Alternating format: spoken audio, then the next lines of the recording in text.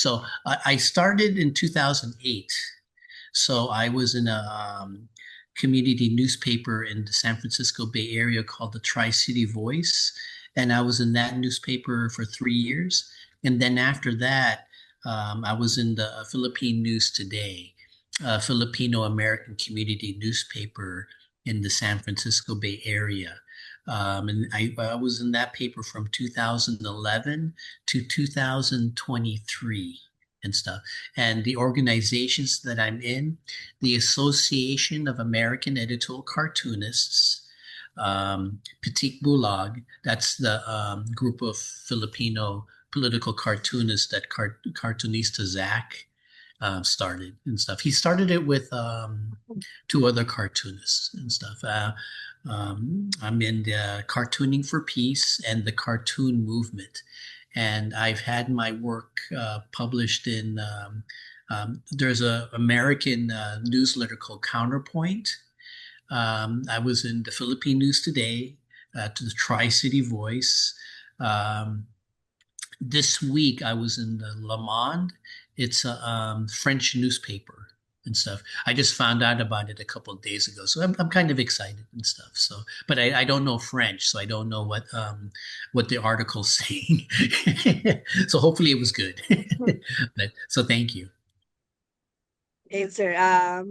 Next question. What it's like, sir? Sorry, sir. What it's like as a cartoonist documenting these dark times of the Philippines, sir, in during the Duterte administration. Uh, Also, sir, we have researched that you have a self-published book oh yeah, yeah, in yeah, the yeah, 2016-2022 titled The Duterte Years, sir. What it's yeah. like, sir, to as a cartoonist during that time. Well, I'm a little bit different than Zach and some of those other cartoonists because I'm in America. Mm, I'm worried.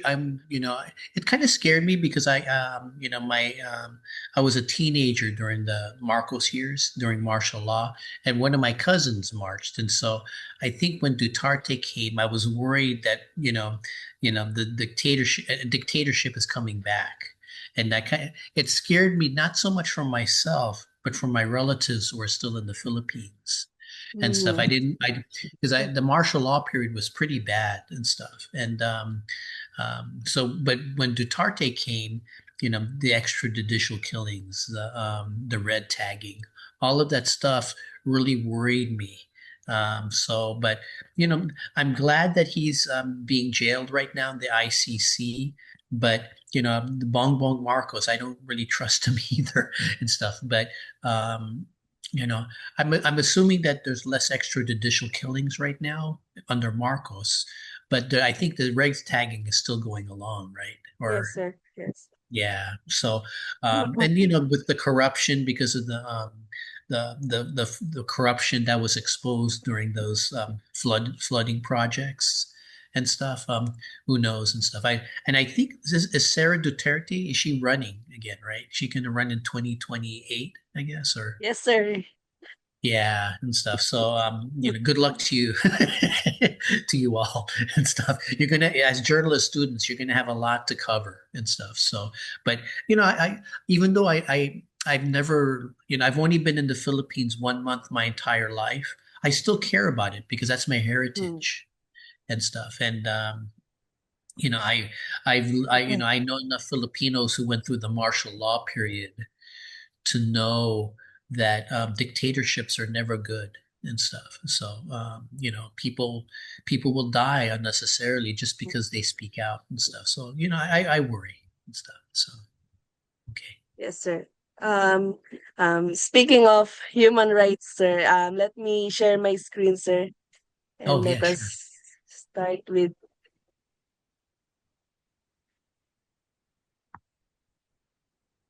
Where am I?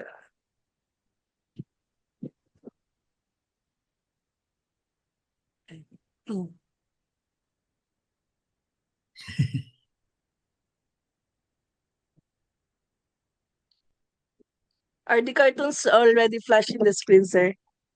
Yes, at least for me, I can see the cartoons. It was sir. And sir, these are the cartoons. some at least originally it's 40, but we have categorized it, sir, into four because we have um noticed there are four major human rights violations depicted in the entire years of the Duterte administration. Yeah. And these are those the right to life, liberty and security, the the freedom of expression, the right to due process and fair trial. Also, there is freedom from torture, and the red tagging, sir. All of these are uh, grounded in the context of the Duterte administration, sir. Yeah. First, let me define, sir, and explain why and how we have categorized it, sir. First, in the um, theme, which is the right to life, sir, we have included here the EJK or the extrajudicial killing, sir. Yeah. The because EJK we have associated it in the illustrations of gunshots, sir.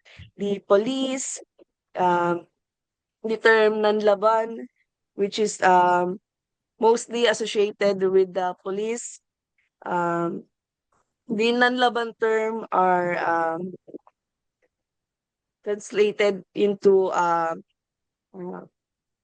to fight back, sir, wherein the police leaving no choice but to pull the trigger. That Yeah. is their logic before. Yeah. And the freedom of expression, the freedom of expression, um, we have categorized it based on the labels here, the text bubbles, and of course the protesters, the um, the journalists who are associated, no, based on them to the terrorists, and Yeah. they are mainly the victims or will be the victims if the anti-terror law were um, if the anti-terror law is uh, present at that time, sir. And also there is a cartoons that represents due process and fair trial.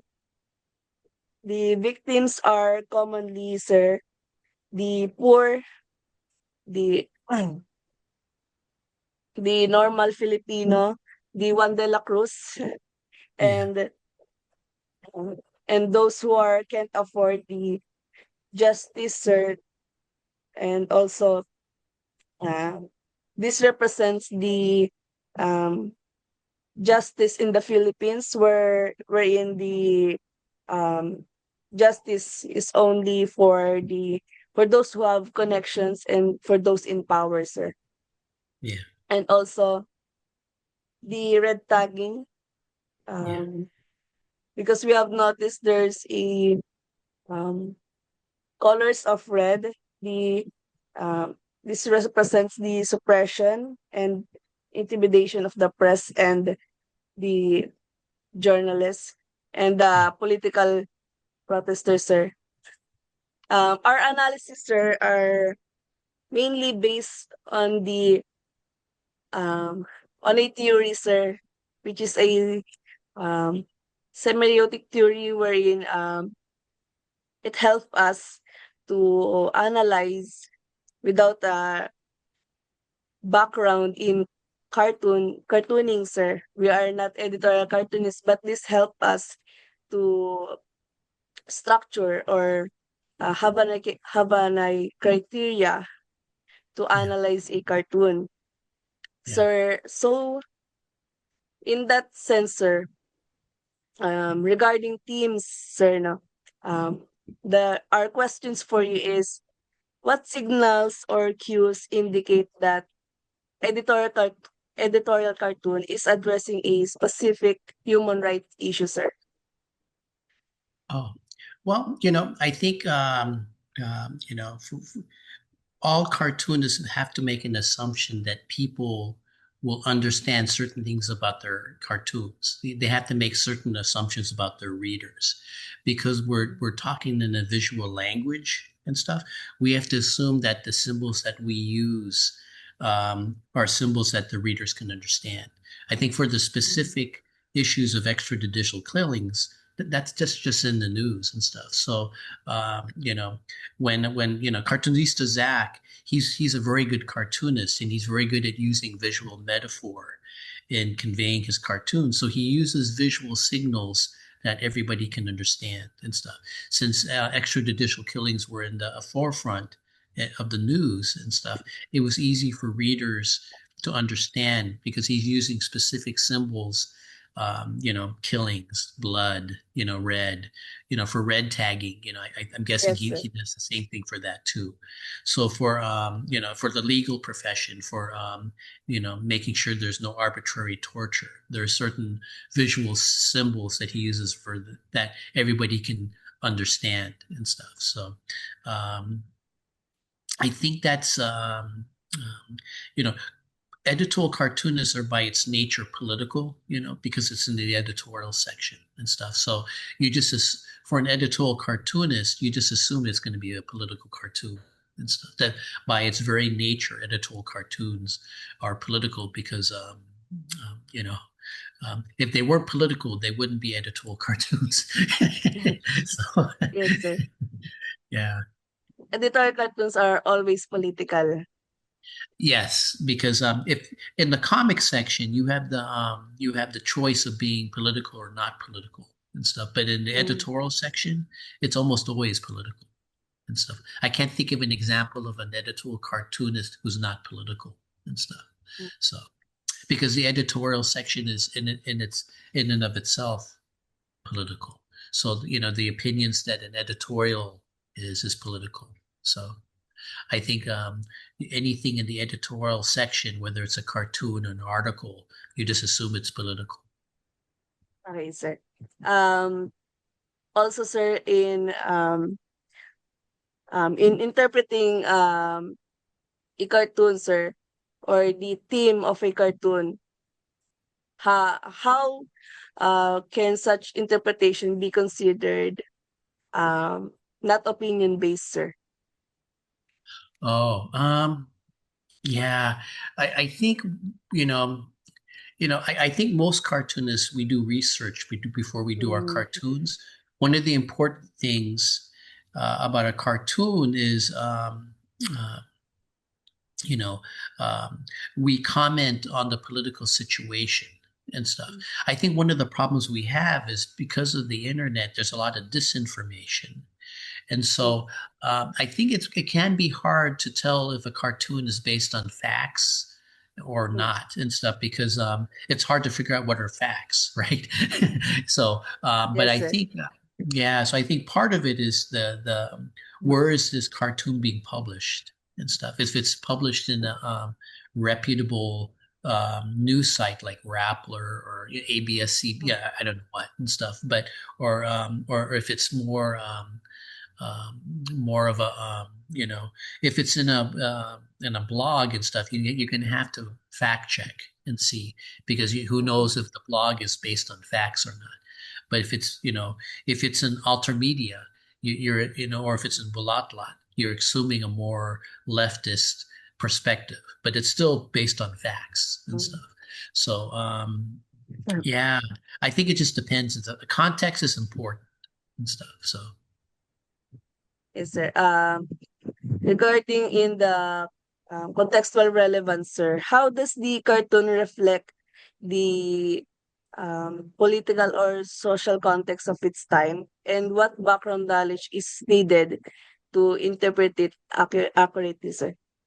Oh, okay. I think if you look at any political cartoon throughout history, a political cartoon is a very good barometer of the political history of a nation or of a community and stuff. So, Mm, um, how does it reflect the political? I mean, the cartoonist is not separate from the community and stuff. We're not, we don't have this special knowledge. We're reading the same facts that everybody else is, except we know how to draw and stuff. So we're able to use it in cartooning form. But, I'm assuming that political cartoonists, reporters like you, journalists like you, we're all basing our stuff on the same facts, but the advantage that the cartoonist has is that um, you know we always assume that our readers have some basic knowledge of the news and stuff. mm, I think one of the problems that happens is if a society stops reading the news, if it stops becoming versant in the news, it becomes harder for both journalists and for political cartoonists, editorial cartoonists, because we have to assume certain things or our mm. cartoons don't make any sense, right? Does that make sense? And stuff is Yes, that, sir. yeah, we have to assume that you know Duterte is doing extrajudicial killings. If we don't, if the we don't, if the readers don't know that and stuff, then our cartoons are probably very confusing to the readers. So we have to assume a sort of a um, basic knowledge about the politics of your community. But what the good thing about a cartoon is that you can instantly glance at a cartoon and understand the message, as opposed to a news article where or an editorial where you have to read through an article. So in places where there's less literacy and stuff, a Mm, cartoon has an advantage because in America in the 1800s, cartoons were very powerful because there were a lot of newspapers, but a lot of the new immigrants coming from Europe didn't really know how to read English, but they can read a cartoon. And so cartoonists at that time began gaining a lot of influence because of the visual image and stuff. They couldn't read an editorial, but they could understand a cartoon. And so I guess in terms of what's the background knowledge and stuff, it's just some basic knowledge of what's going on in your community and stuff. So, and it reflects the political and social context of its time. It's sort of like a recorder of history. You go to the World War II, and the political cartoons of World War II help give you an understanding of what was happening in Japan, Germany, England, United States, and stuff. It's a good repository of history. So, okay, So you thank have you. mentioned, sir, you said that editorial cartoons are just like us, sir. Um, they represent journalists, they represent normal people, sir. Yeah, And it has something to do, sir, with the symbols or icons used, sir. And these are some subjects and characters we have noticed in editorial cartoons. yeah, Sir, first of all, the the one de la Cruz, the one wearing salakot, sir. Mostly he is the victim of um, the portrayal, sir. yeah, Also, um, yeah, the Justice Lady, sir, which yeah, always tread on by a political figure or a um, political um, icon, sir, like Duterte. And yeah. also we have here Jennifer Laude, sir. Oh, Have yeah. you known that issue, sir? And She's the who are transgender woman who got killed by wrangles, sir. an American. Yes, Yeah, sir. yeah, Yes, sir. Josh Pemberton, sir. yeah, Also, here are Janelle Nuesca, sir, um, wherein he murdered her neighbors. His neighbors, sir. oh, He's a police, sir. oh. I don't know Okay, this one. sir. Yeah. Yeah. Yes, sir. And also, there are some cops Yeah. disrespecting human rights. Yeah. With regards to the symbols used to describe Duterte, it is always his nose uh, Yeah. and his blackheads replaced by graves, Yeah. and his checkered shirt with red checkered shirt. And for journalists, sir, fountain pens are always used, and sometimes in some cases, sir, it represented by a blue man with the press in his um cup. And this cartoon, sir, is um Maguindalaw Massacre, sir. Oh, yeah. Yeah. Yes, yes, sir. Yeah. Regarding this, our question is, when analyzing characters in editorial cartoons, what signals or cues to determine whether a figure functions primarily as representation of real individual, institution, or social group, and um, how to justify this representation, sir? Well, I think with Duterte and stuff, if you look at those cartoons, everybody knows that nose is Dutarte's nose and stuff. Mm, There are certain symbols like I didn't know about the blue man, but I guess the blue man represents something that's easily recognizable to a Filipino readership, mm, right? And I think that's important for cartoonists because one of the issues that cartoonists all over the world are facing is because of the internet. People's attention spans are a lot shorter, and that's actually very advantageous to cartoonists. But then cartoonists need a place to show their work and stuff. But I think in terms of your question, let me see your question again. I think for your question. Um, um, so when they're doing Duterte, it's Duterte. It's mm, Duterte's policies of extrajudicial killings. It's Duterte's policies of red tagging. It's Duterte's policies of using the judicial system to attack his enemies and stuff. Those are specific to Duterte, but and I think for those particular cartoons represent not just Duterte, but Duterte's mm, policies and stuff. It's not just an attack on Duterte's personality, but on the policies that Duterte is doing that's sort of a threat to Philippine democracy mm, and stuff. So, I think it can serve two functions at once: an attack mm, on Duterte's policies and a sort of a attack on democracy and stuff. So, um, if it's a cartoon that represents a social group, I think you sometimes have to be careful. A cartoonist does that we're not racially stereotyping a group and mm, stuff. We don't want to uh, add to prejudice against a minority group. But uh, because we have only one panel to convey our messages, we have to always we have no choice but to sometimes represent a group. Like in America, I do a lot of cartoons against Trump, but I also do cartoons against Trump supporters and stuff. So I necessarily have to sometimes do a stereotype of a Trump supporter, but I know that Trump supporters can be more complex than that and stuff. That there's a little bit more. I don't think nuance is hard in a single panel cartoon. If you want to do nuance, you do more multi-panel cartoons and stuff. So let me get back to your question. So to justify these interpretations, I think it's justified. Dutarte's has attacked when he was president. He was attacking the press so much.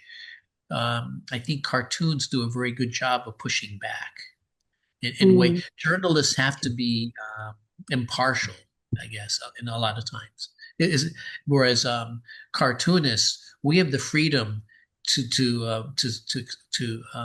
yeah, to express our opinions in a way that I think reporters, with reporters, there's a sort of implicit uh, thing where you should be impartial in reporting the news.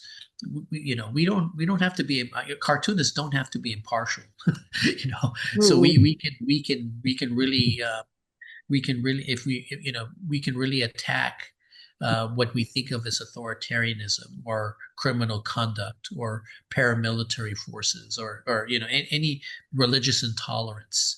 We can really go after that in a way that I think you as journalists may not. I don't know if that's true or not, but maybe you as journalists may not be able to and stuff. So um, um, So in terms of signals or cues and stuff, so in one of them they use the Lady Justice figure because that's an easily understandable figure. So Mm-mm.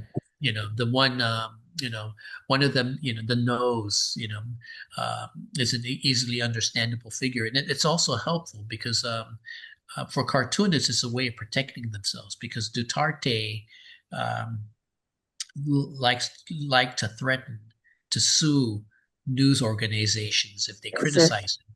So the nose is a way of symbolizing Duterte without actually showing all of Duterte, right? Yes, So sir.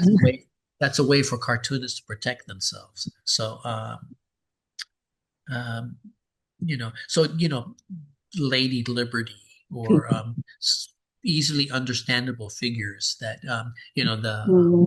underneath Duterte's nose, people being jailed, the pen, symbols that people can easily understand can help add to the critique that a cartoonist has of a political figure and stuff. So Next question, sir.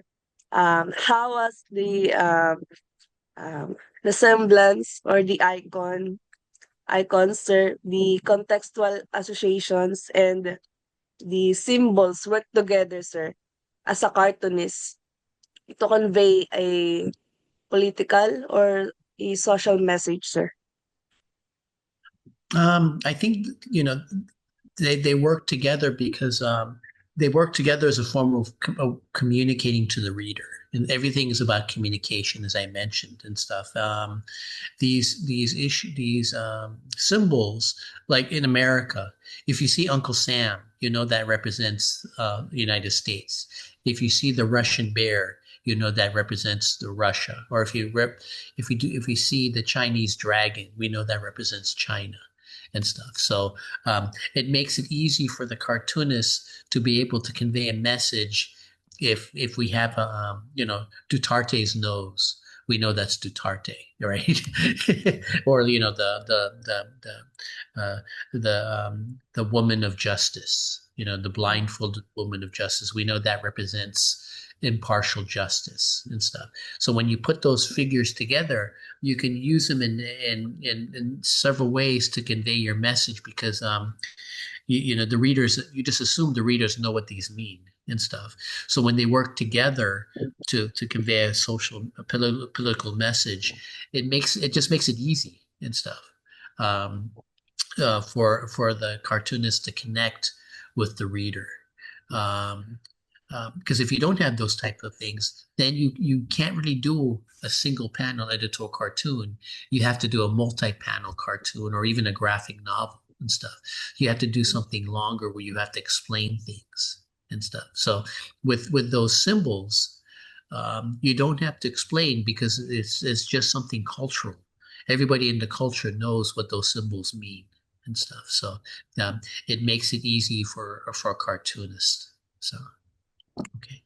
How important it is, sir, to have symbols in conveying the overall meaning of a cartoon, sir?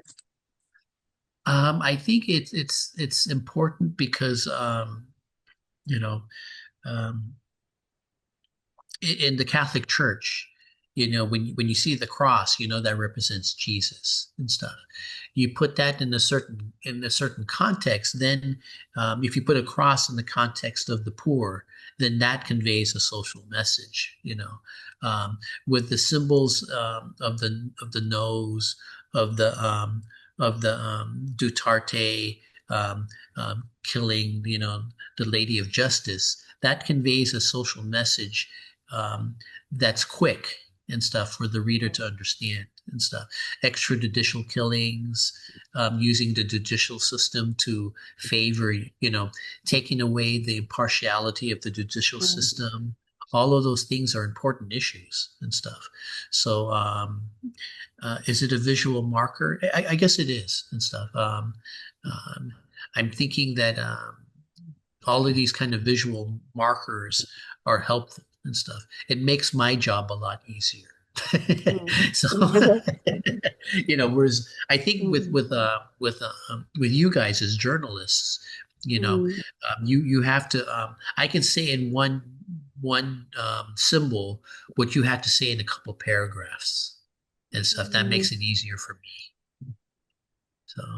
I see. Regarding naman, sir, in exaggeration, sir, is it really important in strengthening the meaning of this sign, sir? And um, how you uh, how do you assess their effectiveness, sir, in guiding the audience um, into a interpretation of a certain issue, sir?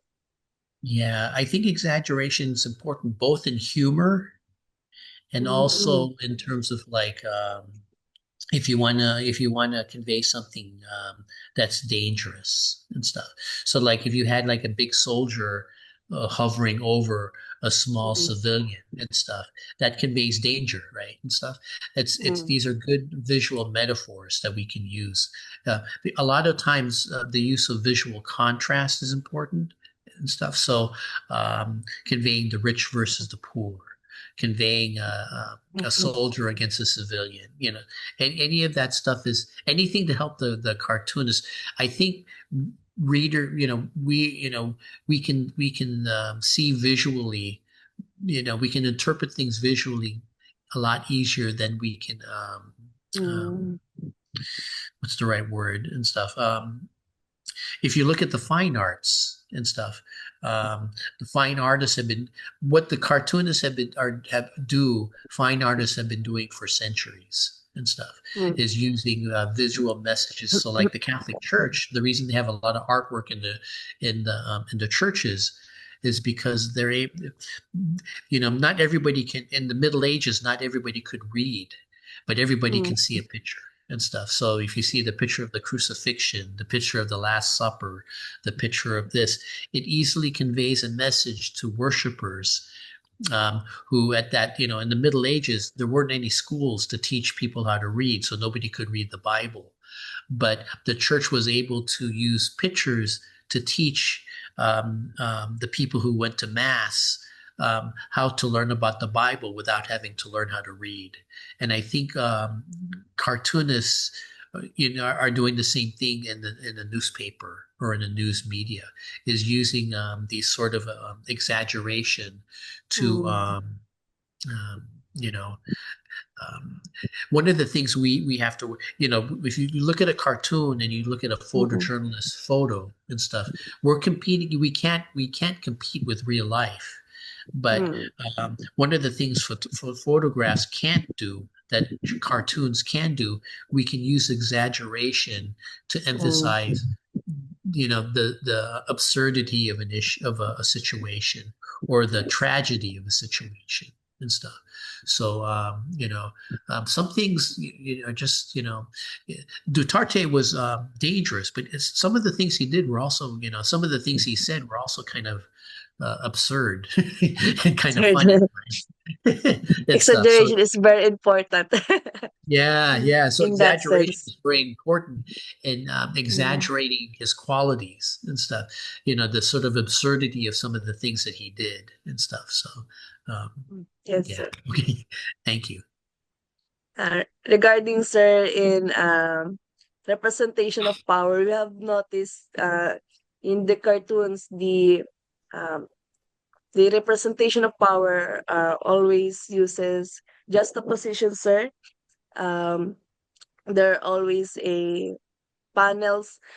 For the first panel, or the one panel is for the poor, and one for the rich, or those who have connections, those who are in power, sir.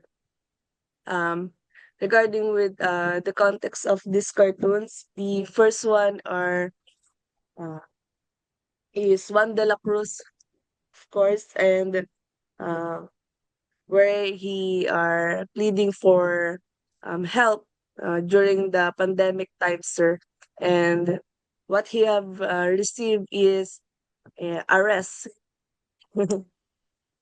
And um, also here we can see that the government actions with regards to the pandemic is um, uh, instead of mass testing and Yes. medications, there have been mass arrests, no, sir, uh, abusing the civil and political rights during that time.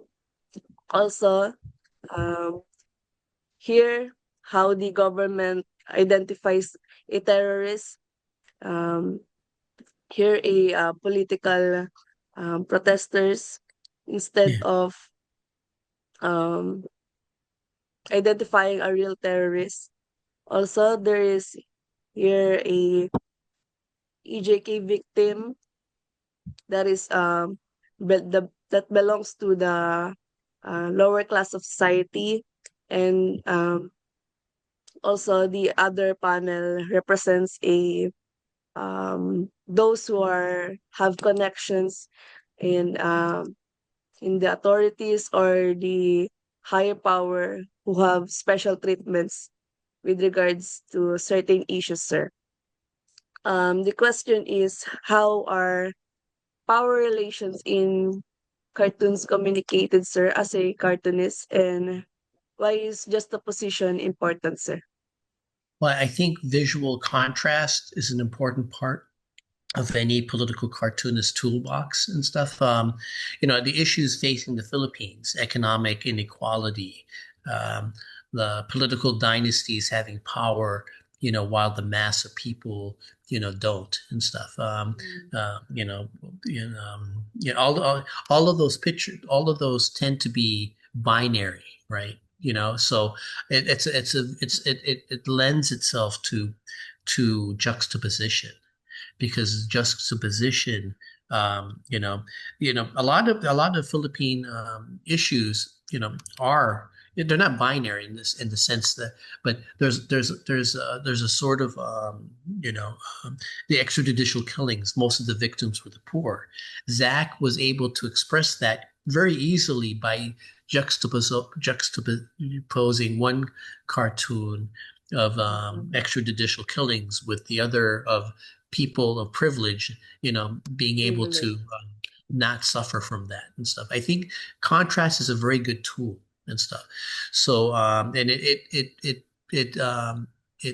one of the things that's going on, I think there's a bill in the Philippines right now about trying to fight against political dynasties and stuff, that where the few have all the power, political power and wealth, and the vast majority of Filipinos don't have that, and how does that skew Philippine democracy and stuff? You know, visual juxtaposition makes that easy and stuff. It's visually easy to use visual juxtaposition to show the inequalities of political power, the inequalities of economic power.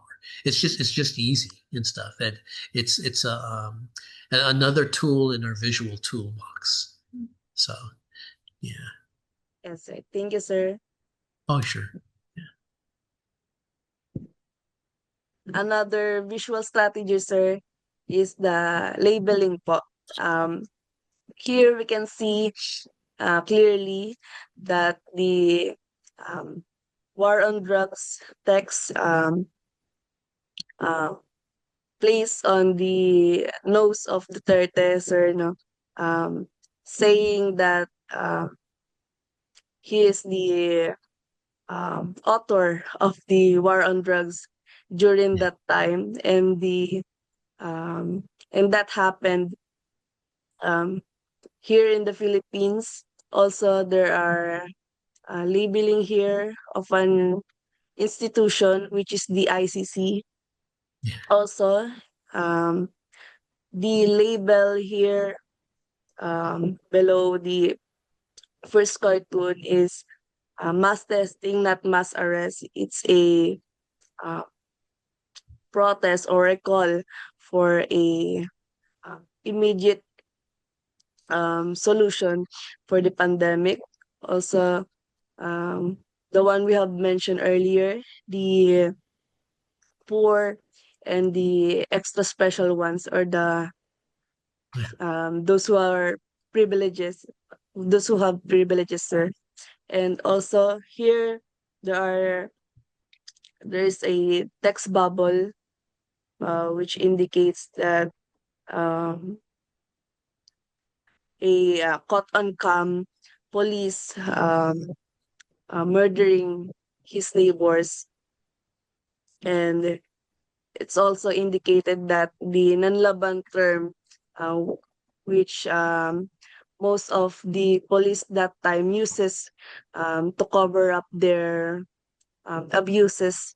And also the last one, the label of the anti-terror bill, um, which are in the a pants of or um, big person, or um, yeah, that symbolizes a those in power, um, or authority, or is executive person.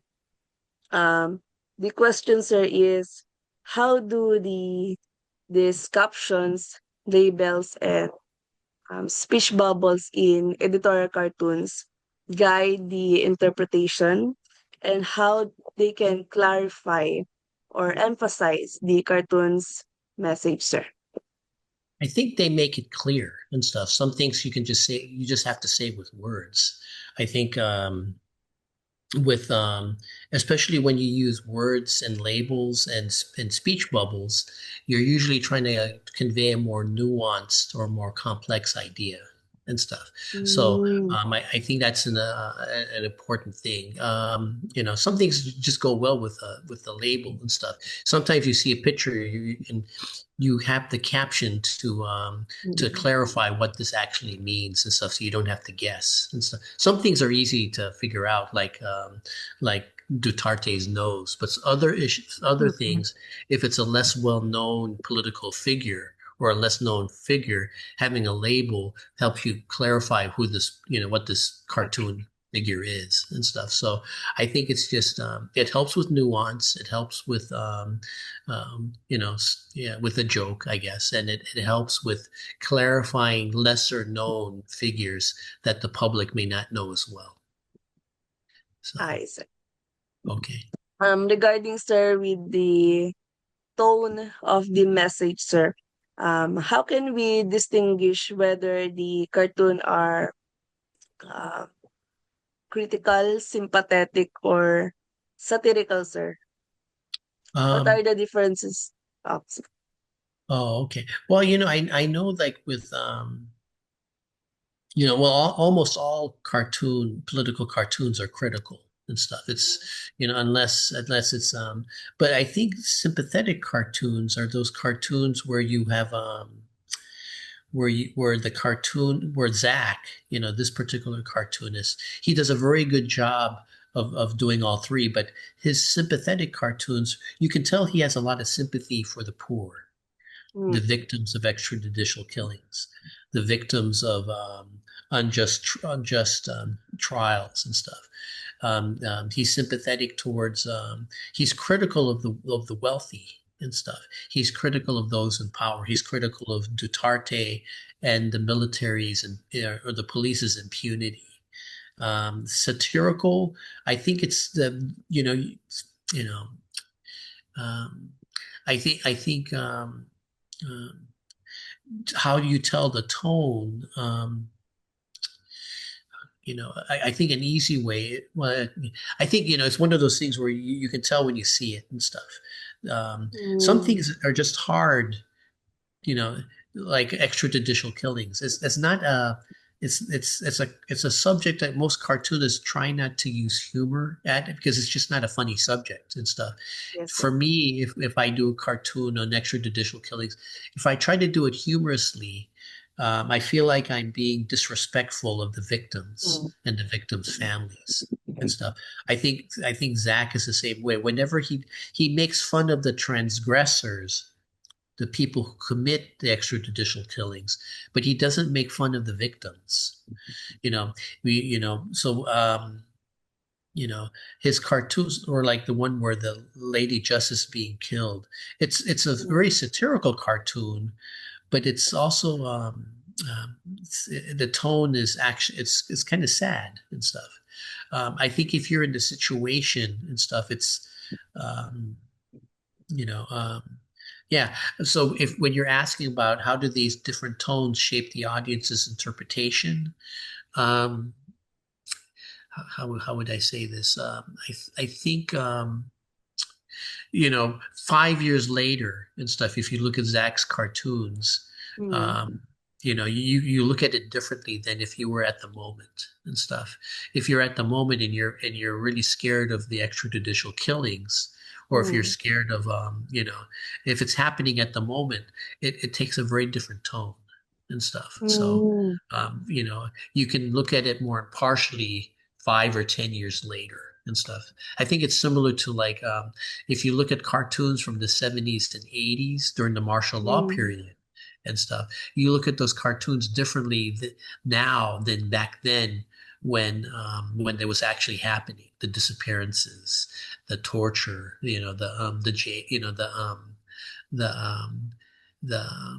the just extrajudicial torture and stuff, and all of the yes, sir. human rights abuses.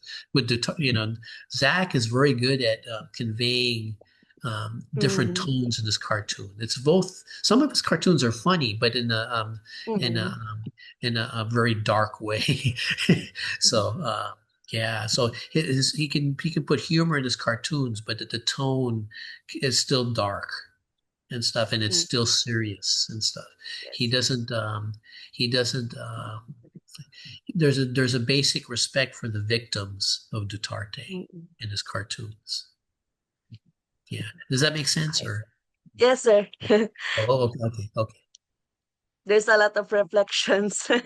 Oh, Yes. okay, okay. I'm sure Um, journalists have that mm, same issue and stuff when you report, aren't you? You mm, have to. There's a basic respect you have to give to the victims mm, of torture or victims of extrajudicial killings and stuff. oh, So yeah. always. In a personal note, sir, as a cartoonist, what considerations um do you consider, sir, before making a cartoon or crafting its message, sir? Okay. For me, for Zach, it's a little different because he's in the Philippines. For me in Mm, America, a lot of the issues that I learned about in the Philippines, it took a while. People in the Filipino American community doesn't necessarily know all the issues that are taking place mm, in the Philippines. So when during the Duterte era, for me, my consideration was, God, I have to inform the Filipino American community about what's going on with Duterte. For Zach, he doesn't have to worry about that because he's in the Philippines. Everybody knows and stuff. So for him, his consideration is more if you're critical of Duterte, but if Duterte is popular, there's a certain audience that the cartoonist is just not going to reach. So like if I mm, if I do a Trump cartoon and 70% of the people in this particular community like Trump, that my America. cartoons then are that my cartoons are for the 30% of the people who don't like Trump to let them know they're not alone and stuff. So I Mm, think for me the consideration in crafting my message is basically on the audience. on the Mm, readership. Are right. if I'm critical to an audience that's not going to listen and stuff, then I have to. Usually, when you do a cartoon, you hope to persuade, but the time in America, it's very polarized, and I'm assuming it's polarized in the Philippines too. So in a polarized environment, um, there's less people to persuade and stuff. But if you're in a place where people are, uh, my cartoons, I'm assuming Zach's the same way, is that our cartoons are to let people know who don't like Duterte that they're not alone and stuff. Mm, And so we craft our cartoons um, with that with that.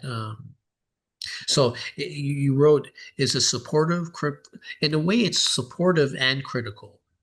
It's all three. It's supportive, critical, and oppositional.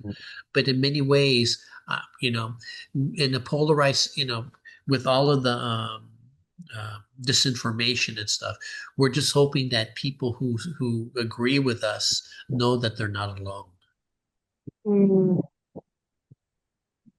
Yeah. Sir, I have come across your YouTube videos, and I have seen that you are sometimes referencing to reputable websites or news publications in the Philippines Oh when yeah. you are whenever you are crafting a Filipino cartoon, sir. Oh, thank you. Well, when all three of you become journalists, I'll look for your work too. Yeah, yeah, Thank you, sir. yeah. I hope so, sir. For the last question, sir, how does the effect of a cartoon on its audience reveal its intended meaning? For example, sir, as you have mentioned, um, the cartoons of Kartunista Zach are always critical and sympathetic.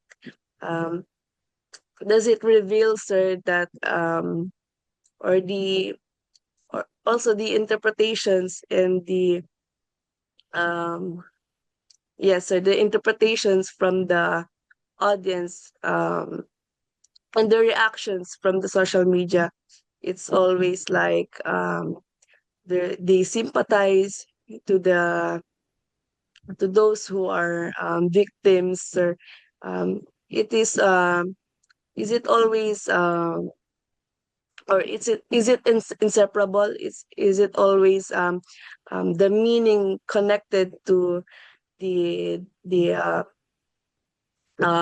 message of the I think cartoonist.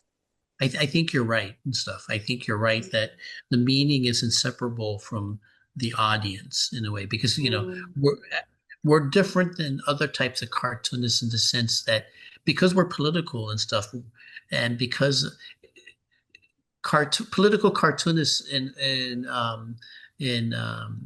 in places where there's authoritarian threat and stuff. I think most political cartoonists see themselves as wanting to defend democracy, defend human rights and stuff. We don't do speeches. We can't organize um, protest and stuff, but we can do cartoons and stuff, and mm, that's our way of contributing to the um, to the political to mm, any political movement is that we can show that it's okay to dissent and stuff. I think Zach and Petit Bulag, the group that he founded and stuff, they do a wonderful job of mm, of conveying that dissent because dissent is important and stuff. I think Duterte was trying to scare people into if you don't agree with him, he was trying to scare you into being quiet. And if you can do a cartoon with Zach and with the Petit Bulag cartoonists, Zach he's a great cartoonist, and one of the things he can do is he can make fun of Duterte, and if you can smile at Duterte, that if you can autocrats want to make you scared, But if a cartoonist can make you laugh at the autocrat, that makes you less scared. And even though Mm. that's a small thing, that's Mm. still an important thing. You know, we, a cartoonist can't on his or her own change the politics of a nation.